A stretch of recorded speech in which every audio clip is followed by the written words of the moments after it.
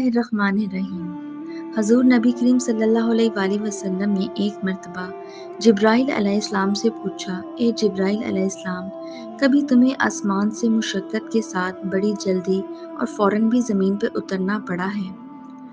جبرائیل علیہ السلام نے جواب دیا، ہاں یا رسول اللہ صلی اللہ علیہ وآلہ وسلم، 4 مرتبہ ایسا ہوا ہے، مجھے فی الفور بڑی سرعت کے ساتھ زمین پر اترنا پڑا ہے۔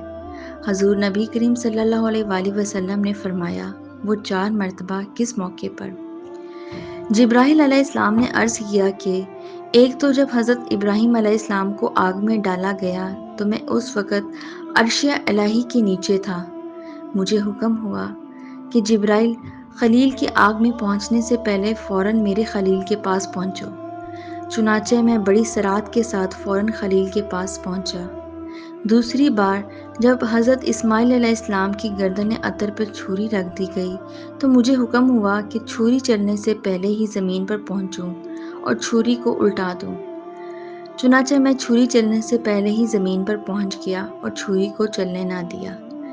تیسری مرتبہ جب حضرت یوسف علیہ السلام کو کنویں کی تہہ تک پہنچنے سے پہلے زمین پر پہنچوں اور کنویں سے ایک پتھر نکال کر حضرت یوسف علیہ السلام کو اس پتھر پر بآرام بٹھا دوں، چنانچہ میں نے ایسے ہی کیا۔